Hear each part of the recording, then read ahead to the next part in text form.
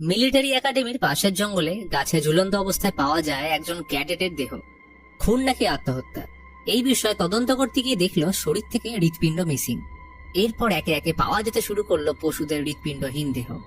ফলে রহস্যের সমাধান করতে ডাকা হলো এক ডিটেকটিভকে। এখন প্রশ্ন হলো, এটা ব্ল্যাক ম্যাজিক নাকি অন্য কিছু? এইরকমই ভরপুর সাসপেন্স আর হাই লেভেলের টুইস্টে ভরা গল্প নিয়ে আজকের মুভি দ্য পেল ব্লু আইস। 1830 সাল, হাডসন ভ্যালির এক রহস্যময় রাতে আমেরিকান মিলিটারি একাডেমির ক্যাডেট লেরয় ফ্রাইয়ের দেহ জঙ্গলে গাছের সাথে ঝুলন্ত অবস্থায় উদ্ধার হয়।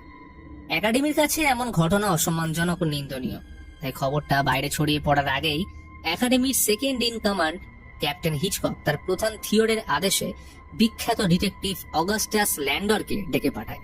অগাস্টাস তার জীবনকালে বহু কঠিন রহস্য উদ্ঘাটন করলেও তার ব্যক্তিগত জীবন খুব একটা সুখকর নয়। 3 বছর আগে তার স্ত্রী দেহ রেখেছেন এবং একমাত্র মেয়ে ম্যাটি কিছুদিন আগেই বাড়ি ছেড়ে পালিয়েছে। থিওর জানায়, ফ্রাইয়ের আত্মহত্যার কারণ জানার জন্য অগাস্টাসকে ডাকা হয়নি, কারণ ক্যাডারদের পার্সোনাল লাইফে তারা হস্তক্ষেপ করে না। বরং চিন্তার বিষয় হলো, ময়নাতদন্তে দেখা গেছে ফ্রাইয়ের হার্ট শরীর থেকে মিসিং, আর এই জন্যই অগাস্টাসকে ডাকা। সাধারণত এমন কাজ সিরিয়াল কিলাররাই করে থাকে, তাই একাডেমিতে ভয় ছড়ানোর আগে এই খুনিকে আটকাতে হবে।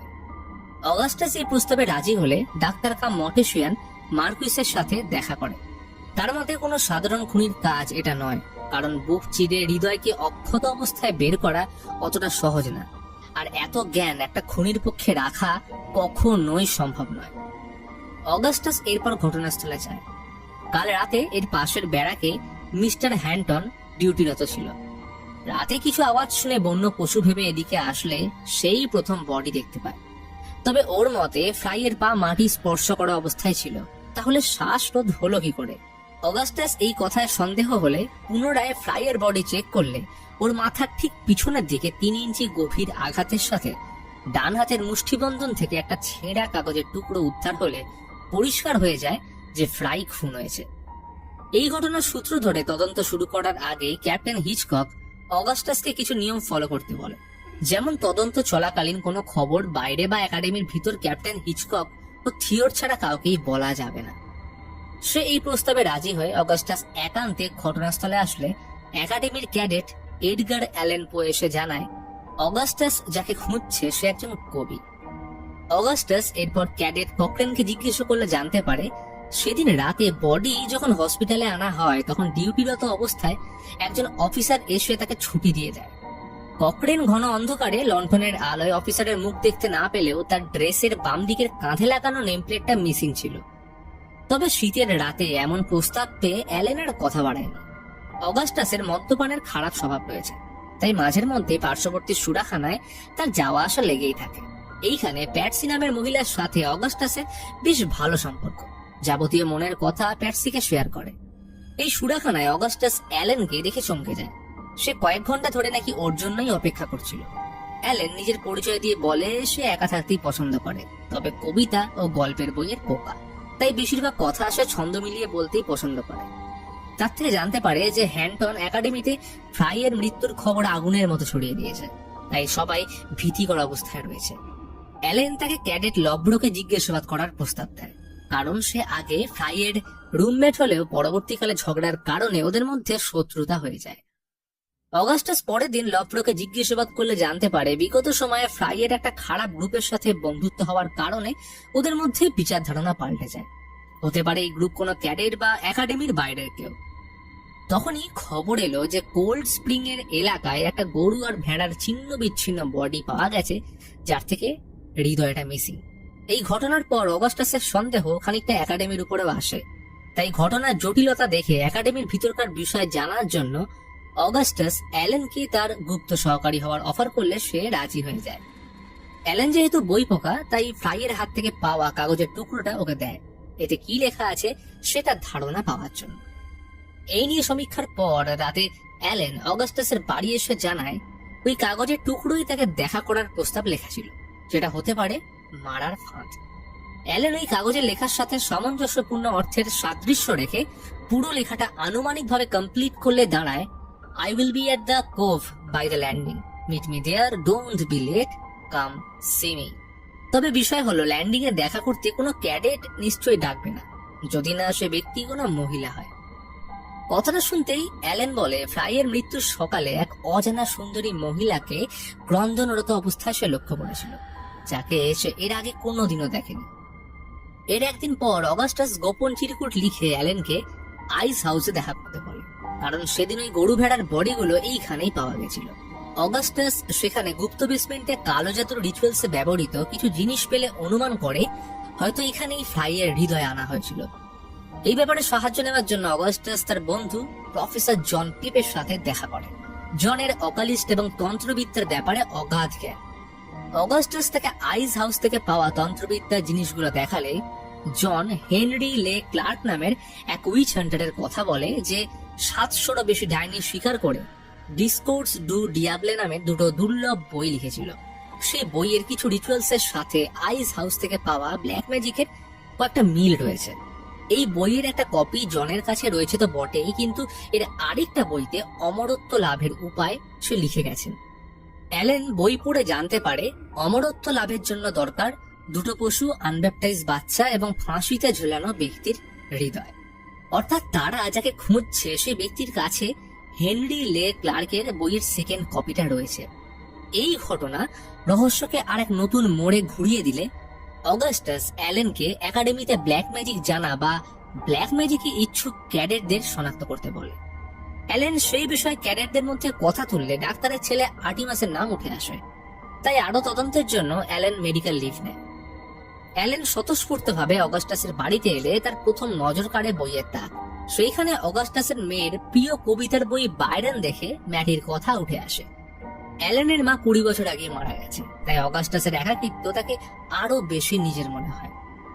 এরপর অ্যালেন আর্টিমাস ও তার গ্রুপের সাথে আলাপচারিতা বাড়ায়। সুরাপান ও আড্ডার মধ্যে উঠে আসে আর্টিমাসের বোন লিয়ার কথা, কারণ সে নাকি ফ্রাইয়ের সাথে বিশ্বাসঘাতকতা করেছিল। এর ঠিক একদিন পরেই ছিল ফ্রাইয়ের ফিউনারেল। ফ্রাইয়ের মা তদন্তের সুবিধার্থে অগাস্টাসকে তার ছেলের একটা ডায়েরি দেয়। এটা ছেলের বন্ধু মিস্টার ব্যালিঞ্জার তাকে পাঠিয়েছিল। এদিকে সময়ের সাথে অ্যালেনের সঙ্গে আর্টিমাসের সখ্যতা বাড়লে ওর বাড়িতে সন্ধ্যায় নিমন্ত্রণ করে।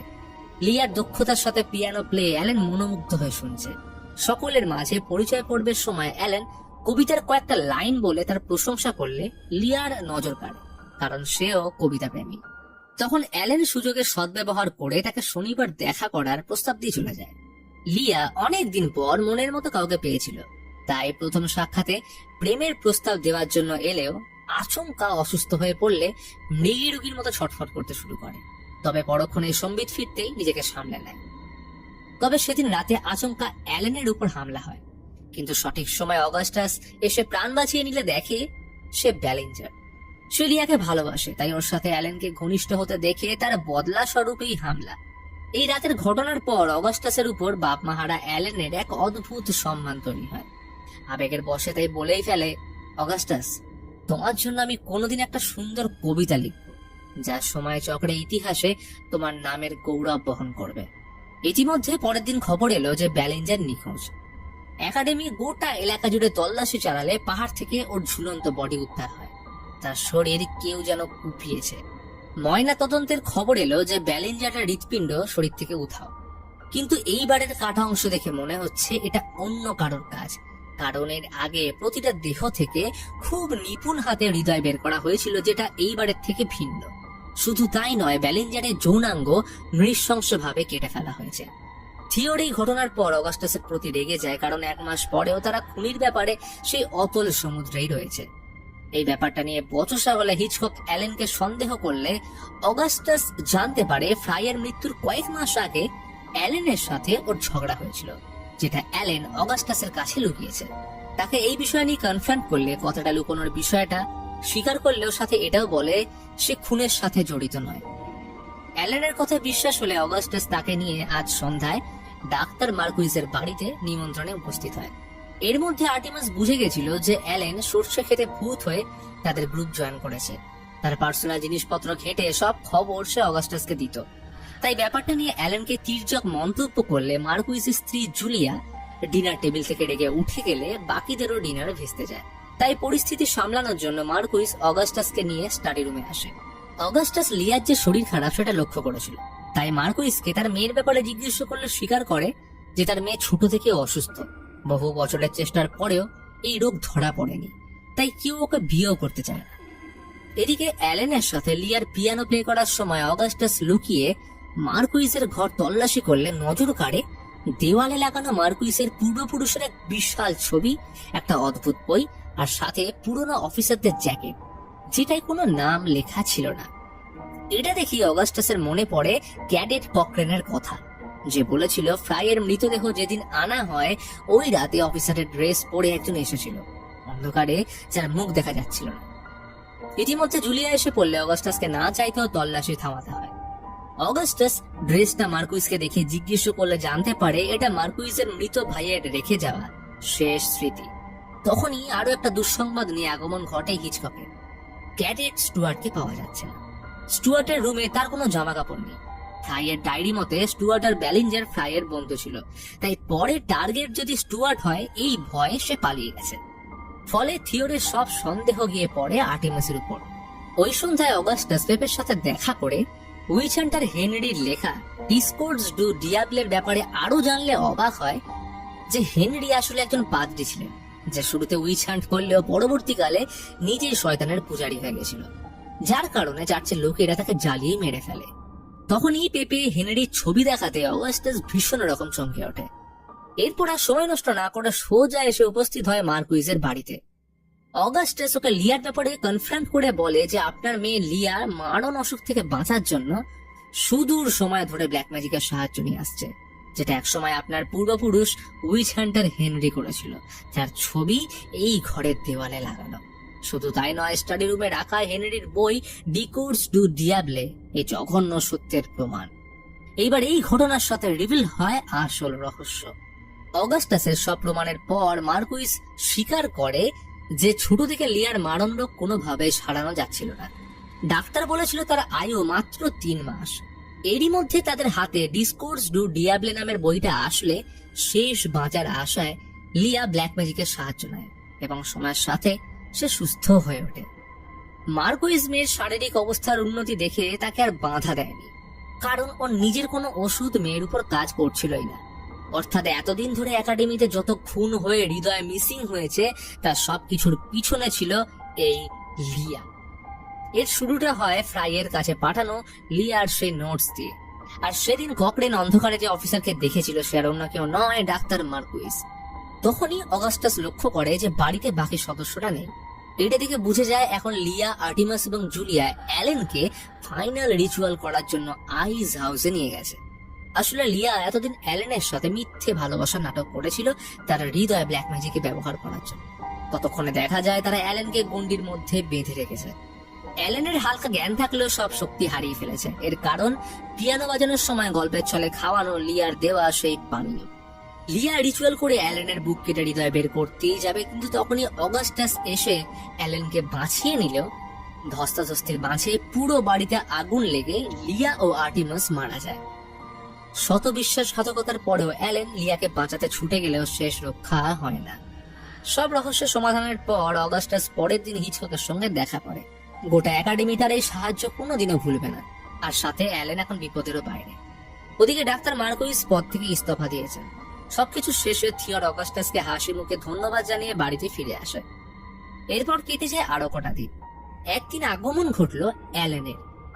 কিছুক্ষণ অপলক দৃষ্টিতে ওর দিকে তাকিয়ে বলল, অগাস্টাস, আমি তোমার মেয়ের ব্যাপারে জানি। আর এই ঘটনার সাথে রিভিল হয় সব থেকে বড় রহস্য। ফ্লাইয়ের হাতে যে চিরকুট পাওয়া গেছিল সেটার সাথে অ্যালেনকে দেওয়া অগাস্টাসের আইস হাউসে দেখা করা নোটসের লেখার মধ্যে একটা অদ্ভুত সাদৃশ্য অ্যালেন লক্ষ্য করেছিল। তার প্রতিটা ক্যাপিটাল ও স্মল লেটারের স্টাইল হুবহু এক। আর এই অদ্ভুত জিনিসটা অ্যালেনকে কুড়ে কুড়ে খাচ্ছে। তার কিছুতেই বিশ্বাস হচ্ছে না যে এর মধ্যে অগাস্টাস কিভাবে জড়িত। আর এই সূত্র ধরে অ্যালেন প্যাটসির থেকে জানতে পারে অগাস্টাসের মেয়ে ম্যাটির সাথে ঘটে যাওয়া সে মর্মান্তিক ঘটনার কথা। ঘটনা আজ থেকে 2 বছর আগে একাডেমির প্রোগ্রাম থেকে রাতে বাড়ি ফেরার সময় ম্যাটিকে একাডেমির 3 জন ক্যাডার ধর্ষণ করে। স্বাভাবিকভাবেই ম্যাটি এই মানসিক ট্রমা থেকে কোনোদিনও বেরিয়ে আসতে পারেন। ফলে দিনের পর দিন অবহেলা, লাঞ্ছনা সহ্য করে গেছে। সেই ভয়াবহ রাতের প্রমাণ হিসেবে ছিল তার হাতে থাকা একাডেমির একজন ক্যাডেটের লকেট। ম্যাটি ঈশ্বরের কাছে সর্বদা প্রার্থনা করত দোষীদের শাস্তি চেয়ে, কিন্তু দিনের পর দিন এই অভিশপ্ত রাতের ঘটনা তাকে তিলে তিলে শেষ করে দিচ্ছিল।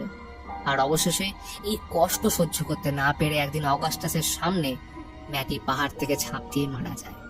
তার শেষ কথা ছিল, বাবা চিন্তা করো না, সব ঠিক হয়ে যাবে। এরপর মেয়ের মৃত্যুর প্রতিহিংসার আগুনে জর্জরিত অসহায় অগাস্টাস গোপন তদন্ত করে ওই লকেটের ব্যাপারে জানতে পারে, যেটা ছিল ক্যাডেট ফ্রাইয়ের। ফ্রাই বরাবরই মেয়েদের প্রতি দুর্বল, তাই অগাস্টাস ওকে প্যাটসির নাম করে একটা সুন্দর করে চিঠি লিখে রাতে একান্তে ডাকলে অগাস্টাস ওর গলায় ফাঁস দিয়ে খুন করে। কিন্তু বডি লুকোনোর আগে ডিউটিরত ক্যাডেট হান্টান চলে আসলে অগাস্টাস ফ্রাইয়ের বডি লুকোতে পারে না। আর অদ্ভুত ভাবে সে রাতে ফ্রাইয়ের বডি থেকে ওর হার্ট মিসিং হয়ে গেলে অগাস্টাসকে ঘুরে ফিরে সেই একাডেমিতেই ডেকে আনা হয় তদন্তের জন্য। ঘটনা এইভাবে এগিয়ে চললে ফিউনারেলের দিন ফ্রাইয়ের মায়ের দেওয়া সেই ডায়েরি ডিকোড করে অগাস্টাস দ্বিতীয় ধর্ষণকারীর নামটাও জেনে যায়, যেটা ছিল ব্যালেঞ্জার। তাই ব্যালেঞ্জারকে ওই একই জালে ফাঁসিয়ে চরম অত্যাচার করে তার থেকে তৃতীয় জনের নামও জেনে ফেলে, যেটা ছিল স্টুয়ার্ট। যার কারণে স্টুয়ার্ট বিপদ আঁচ করতে পেরে একাডেমি ছেড়ে পালিয়ে যায়। কিন্তু এইখানে অগাস্টাস বুদ্ধি খাটিয়ে ব্যালেঞ্জারকে মেরে ওর হার্ট নিজেই বের করে নিলে পুরো দোষ গিয়ে চাপে লিয়ার উপর। যার কারণে ব্যালেঞ্জারের বুক দেখে ডাক্তার মার্কুইস বলেছিল আগের ও এইবারের বুকের চেরা দুটো কিন্তু ভিন্ন। এর সাথে বাকি ছিল দুটো পশুকে মারা, যেটা সব দোষ গিয়ে পড়ে লিয়া ও তার ফ্যামিলির উপর, যেহেতু তারা ব্ল্যাক ম্যাজিক করত। কিন্তু এখন কি হবে, কারণ অ্যালেন তো সবই জেনে গেছে। অবশ্য অগাস্টাসের এখানে লুকোনোর কিছুই নেই, তাই সে কোন রকম দ্বিধাগ্রস্ত না হয়ে দোষ স্বীকার করে বাকি সিদ্ধান্ত অ্যালেনকেই নিতে বলে। কিন্তু অ্যালেন এমনিতেই লিয়াকে হারিয়েছে, আর যে মানুষটার উপর সে এতটা বিশ্বাস করত সেও আজ তাকে বোকা বানিয়ে গেল। অ্যালেন কিচ্ছু বলে না। অগাস্টাসের বিরুদ্ধে সব প্রমাণ ওর সামনে আগুনে জ্বালিয়ে মাথা নিচু করে শেষ বিদায় জানিয়ে বেরিয়ে যায়। মোমবাতির আগুনে জ্বলতে থাকা কাগজগুলো দেখে অগাস্টাসের মনে পড়ে যাচ্ছে মেয়ের লাঞ্ছনা, কষ্ট আর অ্যালেনের প্রতি তার বিশ্বাস ভাঙার মুহূর্তগুলো। যেন এই জ্বলন্ত আগুনের অন্তিম শিক্ষা তাকে বলছে, তোমার জীবনও ফুরিয়ে এসছে অগাস্টাস। অগাস্টাস এরপর সোজা চলে আসে সেই পাহাড়টার সামনে যেখান থেকে ম্যাটি ঝাঁপ দিয়েছিল। শান্ত মনে হাতে ধরে থাকা মেয়ের প্রিয় রিবনটা দুরন্ত বাতাসে উড়িয়ে তাকে শেষ বিদায় জানিয়ে অগাস্টাসও চিরতরে বিলীন হয়ে যায়।